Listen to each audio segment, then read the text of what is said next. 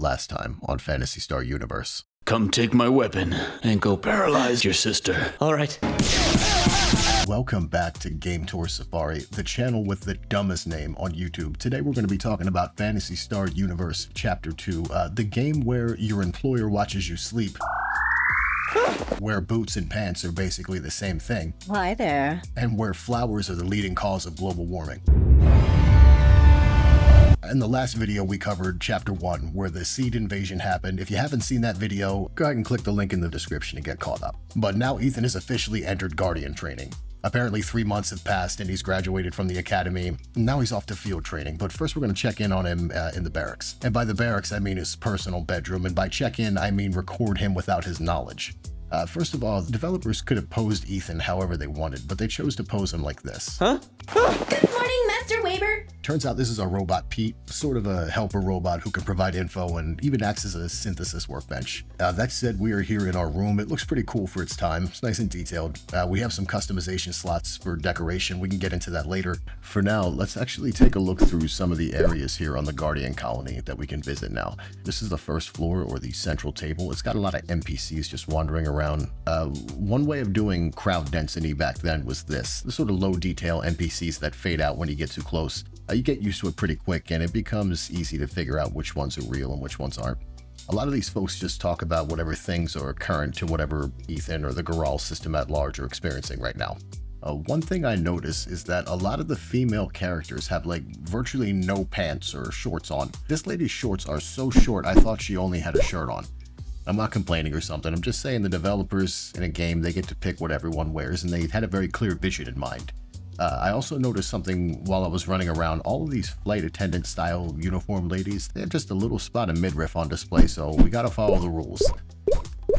Finally, we go to the Guardian headquarters. We're gonna head to the counter here and talk to this attendant who lets us know we need to take the shuttle down to Peru. That's a caste-run planet, and apparently the ethics and culture are a little bit different. Everybody keeps warning us of that. So the caste run a very tight ship apparently, and they look down on humans, but they're also very prosperous. Also, this place is a gold mine. 1, 2, 3, 4, 5. Wow. As we head to the shuttle, we get this little cutscene where there's a guy that tries to scam us. I don't know about you, but I can very clearly see camo shorts and an adult backpack, so my instincts right away tell me not to trust him. But Ethan seems like the only thing that saves him is this strange Newman lady back here that he doesn't seem to notice, but this scammer sure does, and he runs away. Weird. Alright, well, we head over to the shuttle and we start taking our trip down to Peru, where the next Guardian mission is going to be. But right away, we see the rumors about castes not being friendly to humans are true. Almost all of these NPCs that you can talk to are castes, and they are not fans. Look at this one guy, I just try to talk to him and he just says, "Could you please leave me alone?" Damn, I need that kind of confidence.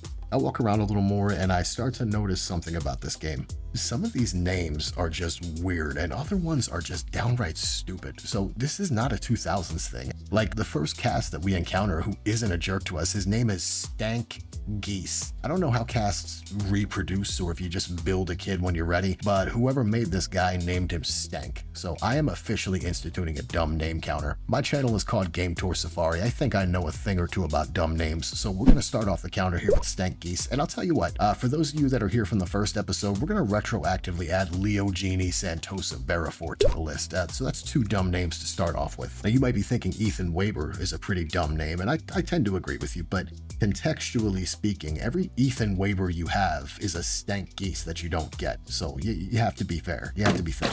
Like, look at this guy, Madras Karn.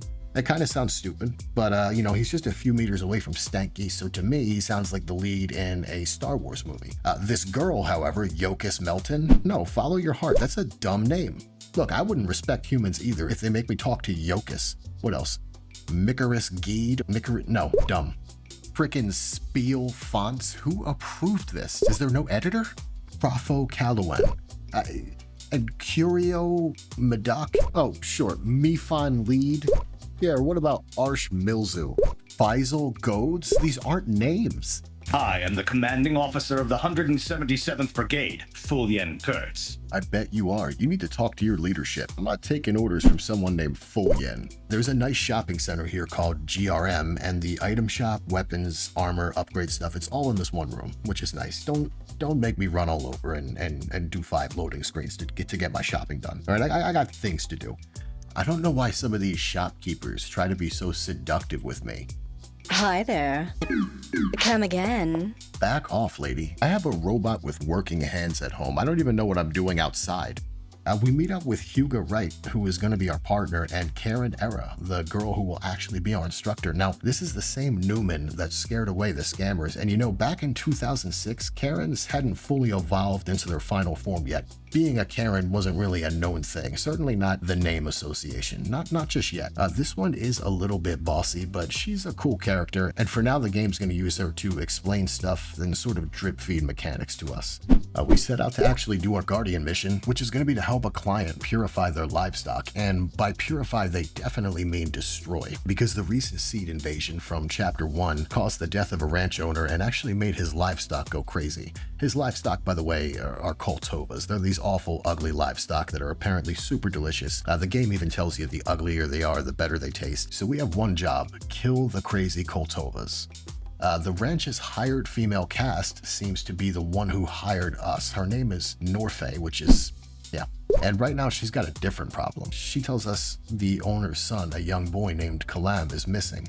So now we have two jobs: kill the Koltova and find the kid.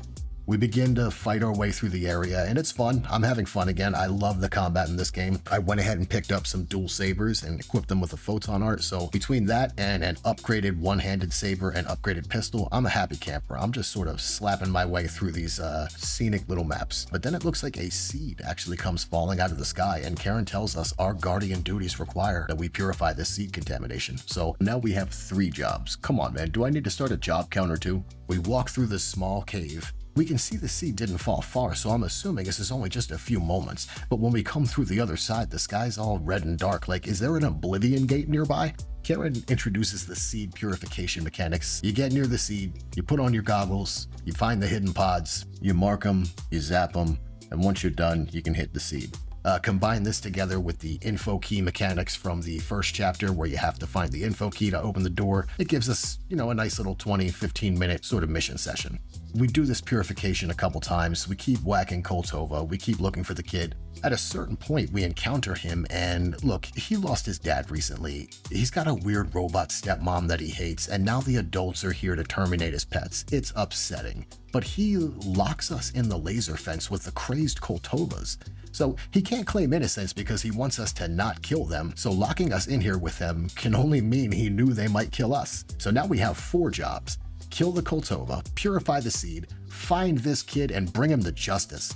Oh boy, look at this. A save station right before a door. Okay, you might not remember this, but back in the PS1, PS2 days, memory cards were how we saved our games. But if you did play back in those days, you know that a save station right before a door can only mean one thing. On the other side, we encounter the boss. It is a huge Koltova. We can see the ranch's brand on its horn, and this kid wants more than anything to defend it. I do feel kind of bad, but I'm a guardian now, and again, this kid tried to kill us. He's going away for a long time. This is the first real boss. The Chapter 1 boss, it barely counted. This guy actually has some mechanics, and he kind of knocks us around a good bit before we finally finish him. This massive Koltova is now down and out for the count, and we make sure that this kid gets a good look at his friend one last time before we haul him away to space prison. And it might seem a little bit harsh, but I guarantee the robots don't care, and the streets are just a lot safer with this kid off of them. Alright, you've reached the end of today's safari. Thank you so much for watching. We finished the video today at the end of Chapter 2, and we put some digits on screen for the belly counter, and we also started the dumb name counter, so feel free to call out anything that I missed. Other than that, just leave a comment below. Let me know what you thought about the video. More chapters to come, and a lot more bizarrely named characters for us to meet. Make sure you subscribe to the channel, hit that notification bell so that when we meet the next Stank Geese or Profo Callowin, you won't be the last one to know about it. Stay safe, drink lots of water, and we'll see you on the next safari.